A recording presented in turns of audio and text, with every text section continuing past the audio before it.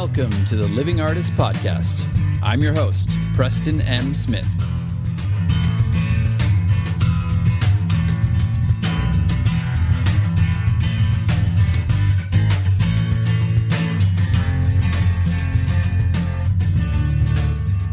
Hey, everybody. Welcome to the Living Artist Podcast. I'm Preston M. Smith, at PMS Artwork everywhere on internet land and socials. I want to thank you for landing on this podcast. Whether you're a professional artist, just getting started in the art world, a collector of art, or just consider yourself a creative person, this podcast has something for you. I like to think of it as a fun way to rant and talk to other creative people about living the life of an artist, surviving and getting ahead in the art world, and enjoying your life. But most importantly, not waiting until you're dead to make it happen. All right, let's get started.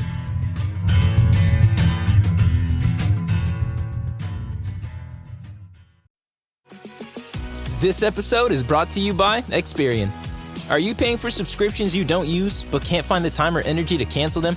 Experian could cancel unwanted subscriptions for you, saving you an average of $270 per year and plenty of time. Download the Experian app. Results will vary. Not all subscriptions are eligible. Savings are not guaranteed. Paid membership with connected payment account required. Do you love to listen to all those crackerjack pop tunes, but don't have time for all that flim-flam? Well, you're gonna love this collection, featuring... It's a hard dark night. And who could forget classics like this? Tomorrow, I love. But that's not all. Enjoy the beginning of songs such as... Good morning, And... Somewhere over the red. And who could forget... And of course, no collection would be complete without... That's right, folks. It's the Leave 'em Wanting More collection. Act now, because records are flying off the shelves. Get your... Wait a minute. I don't get it. But for some reason, I sure want it. Instead of treating, we get tricked. Instead of kisses, we get kicks. That's right.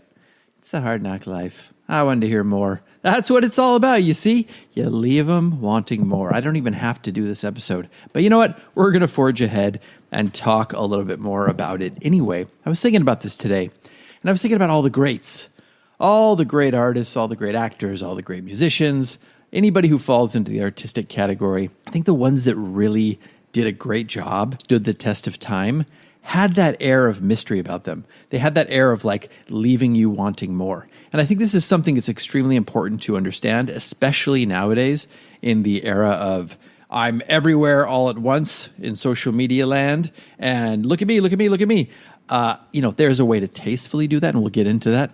But I do think that we need to relearn the art of leaving them wanting more. So I'm going to go through a couple examples of this, and then I'm going to leave it at that, to leave you hopefully wanting more in true fashion. So let's get into it right now. I want to start off with a little bit of a caveat, or at least a little bit of a disclaimer. I'm not really talking about being prolific. I think being prolific is great. I'm somebody who paints a lot, gets a lot of content out there, and I think that is really good and that's wonderful. And a lot of the people I'm talking about, like take David Bowie, for example. He was constantly working, constantly putting new songs out there, constantly evolving, and it was like, well, it was a new album every 3 years or something coming out. And he just went for 4, 5, 6 decades, and great stuff. And he was doing interviews and stuff, but he managed to toe that line even in an interview where they would ask him a question and he would be a little bit coy about it, or he'd answer in a different way or a roundabout way, which is kind of mysterious. He'd give you little hints of things, like little nuggets. So you'd be like, that's so good. And then you'd want more. And then he'd give you a little wink and be on with his performance or something. Or he would just be a little bit elusive, which I think is really interesting. I think it makes us want to know more about the person, or like being a little bit guarded with your private life. I know some other people do that. I know, like, for example, off the top of my head, like Steve Martin does that. You don't really know a lot about his personal life, but he's doing a lot of stuff. He's out there all the time, but you really don't know what's going on in the private life. I think those are good examples of leaving people wanting more while still being prolific. So I'm not saying don't put out work and just create a piece like once a month. I'm not saying that. I'm saying create as much as you want, but you can do it with an air of mystery. You can put yourself on social media with an air of mystery. Like, you can look at my social media at PMS Artwork. A lot of times I'll do these story threads where I'll do like 6 or 7 in a row, and I'll use a song and I'll do something artistic, either using AI or using something that I've created on my own, and then I'll do details and stuff like this. But there's always a through line with the song. There's always a little bit of a theme that I'm trying to make. It's like very curated, even just a story that I'm doing every day. I put a lot of thought into it. And I think a lot of people miss that, or if they're not listening to it with the sound on, they might miss some of it. But if you listen to it with the sound on and you immerse yourself in it, there's a story that's going on in each one of those things. And yeah, it might be like, wow, there's 8 of these, but it's like, that's not wearing out your welcome. That's creating an air of mystery that you want to know more about the piece, or you're creating an atmosphere around something that makes it more intriguing. So that is another way of doing stuff, like putting stuff out there a lot, but leaving people wanting more, or wanting to learn more about something, having an air of mystery about it. I think that's key. But there are other ways that we can leave people wanting more, such as when talking about our work. Like, for example, we do this thing with Shockbox where we'll do Zoom calls or Zoom meetings on opening. So it gives people from around the world a chance to talk about their work. And it's amazing. And it's something that people, I think, love the most about Shockbox and these shows, is they get a chance to talk about their work, and everybody gets a chance to really just listen in. Now, I will say it's very interesting seeing many of these shows now and listening to thousands of artists talk about their work, and even myself talk about my work, and other people that I know talk about their work. It's interesting because there is a tasteful way to do it. You know how like in the Oscars, they give you a certain amount of time allotted, and then they kind of turn up and crank up the music. It's like, all right, I guess I'm done. I mean, sometimes that's not very tasteful either, but it's interesting because you can get a lot of information out there in a creative way, or you can find a way to do it that gives people a little bit of a peek at the process or what you're trying to say. But then you got to be careful of not hitting that zone where you go over the top and you start over explaining something. But I think the ones that are the most effective that I've seen are the ones that kind of are short and sweet and to the point, and they're succinct, and they leave a little bit of an air of mystery to them, because it's like, oh, that was really cool. And then you just like, oh, well, but what about this? And then you want to look up the person on social media and you want to find out more about their work. So you're getting a chance to say something about it, but you're not giving them the full peek behind the curtain. Maybe a little wink, but not the full Monty, for lack of a better word. I think that's always really interesting. And I think as artists sometimes, and as actors even, especially I was in the acting world and even in the music world, there's a tendency to sometimes overshare and not really leave anything to the imagination. Or maybe it's just as simple as they over-explain something that you had a meaning to in a song. Like I have so many songs I've injected my own meaning into, and even I've heard lyrics a certain way, and it like means something really deep to me. And then I'll hear somebody over-explain why they wrote a song and what was behind it, and it's like, oh, this is like completely different. And maybe it's even a little less, deep, or it's like a little trite in some ways. And then I'm like, that kind of ruins the song for me. So I think there's a very tasteful way of talking about the process, talking about your work, but also allowing space for people to look at it, listen to it, absorb it, and kind of inject their own meaning. I think that's really important. We've talked about that a tiny bit in the past, but not really from this angle. So always leave people wanting more. I really think it is a lost art, because there's a bunch of expressions out there, for example, like never meet your heroes, right? What does that mean? What is behind that expression, never meet your heroes? Well, typically, like when you meet your heroes, let's say you have an artist that you really love, that you're just like, oh, she paints like I want to paint. Everything she's saying is so deep and it just really speaks to me. And then you meet this person, and let's say they're just not the way you conceived them to be. Maybe they're really bubbly and they're, which is fine, but maybe it's just different from what you wanted or what you thought. Maybe you thought they were this just dark, mysterious person. And then you meet them and they're talking about something, and maybe they have some opinions that you don't really like, or maybe they're like shitty to a waiter or something. You see them behave a certain way that you're like, oh, you know what?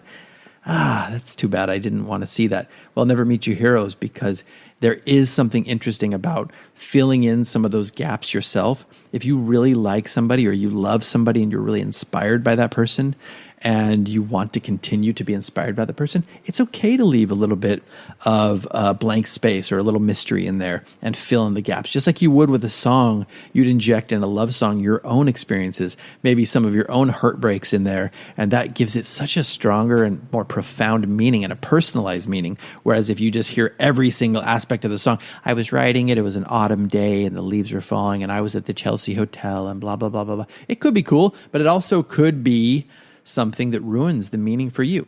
Also, this can go for leaving a little mystery behind how you actually create your work and the process.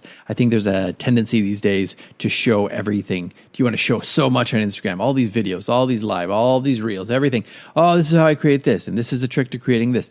That's great. I do think, and I have talked about quite a bit, giving people a little peek behind the curtain and giving them a little bit of a window into your process. But again, you have to have a balance. You have to toe that line pretty consciously. You have to be like, all right, I'm going to give them a little taste, but I'm also going to leave a little bit of the mystery for myself and for other people because, it's like a magician. Once people know how the trick is made or how, what's the secret sauce, what are the ingredients in the secret sauce, okay, it loses its power. So you don't want to give people too much, not just because people can copycat you nowadays, and they can, of course. I'm not so worried about that because I think if you're good enough at what you do, you will always have your own unique style that people can't replicate. But I do think it's important to give people a little bit of a taste and then not give too much, because that way at least it leaves it up to their imagination. Oh wow, how did this person create this? I see that they use tools. That's so cool. I'm intrigued. And then you start thinking about the tools that they're using. You have a picture, like a mental picture of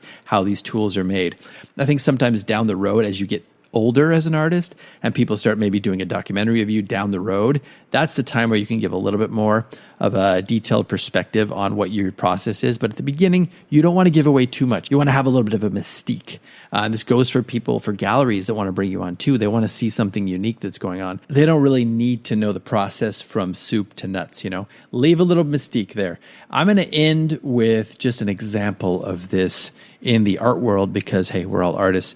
And I have my own thoughts about this person. I think I've talked about this artist or this group of artists. Some people think that they are a group of artists, which again adds to the mystique of this person and their persona. And that's Banksy. Banksy's probably and arguably the most famous artist out there of the past decade or two. And that's because they've really cultivated a mystique, I think, and a mystery behind what they do. Like, you don't even know what Banksy's face looks like. You don't know if it's a man or a woman. You don't know if it's a group of people. There have been a lot of rumors about that. Every time this person or this entity or this group of people are interviewed, they have their face covered and they have like a vocal thing on that changes the voice just a little bit. And they're adding to this mystery by popping up in cities all over the place. And all of a sudden there's a new Banksy on your street corner or in the downtown of your city or the city next to you. And people don't know when it was made. They didn't see it happen. And they come and they check it out. They put it on Instagram and they show it. And there's this whole mystery behind the process of like, well, when did this happen? How did this person get in here? Where is he going to be? Or where are they? Or where is she going to be next? And that really just continues to add to the mystery of this artist or this entity or group of artists, which is Banksy. So you can think what you want to think about Banksy. I know some people think it's a little gimmicky or something. It's very curated. It's very cultivated. But, that's the brilliance of it, I think. I've gone back and forth with that, and even seeing some of the documentaries that have been made, I just think they're really artistic. I think they're really well thought out, and they're multi-layered. They have something deeper to say than on the surface always. And I think that's what we're trying to do as artists, really, is we're trying to be impactful. We're trying to leave people wanting more. We're trying to have a little bit of mystery or create some intrigue. And we're trying to say something deep and impactful that is going to resonate with people. That doesn't mean that everything has to be thematically deep. It can be pop culture.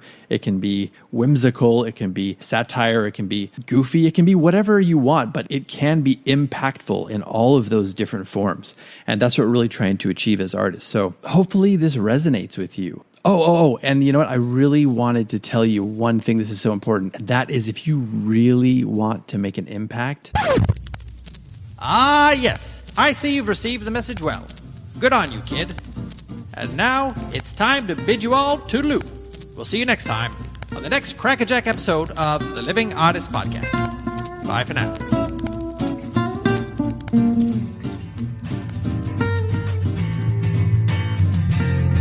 This has been the Living Artist Podcast. Thank you so much for listening. I just want you to know that I appreciate you being here, and I'm grateful to be in your ears. Your art and creative life on this planet is meaningful, so thank you for sharing it with me. If you like this podcast, whatever platform you're listening to it on, please subscribe and share it with your friends. You can also leave me a positive review to show your support. This helps me to reach more people with the algorithmic magic and keep the show going strong. If you want to see more of what I do and check out the art that I create, you can visit my website at www.pmsartwork.com or follow me on social media everywhere at PMS Artwork. That's it for now. See you back here next time.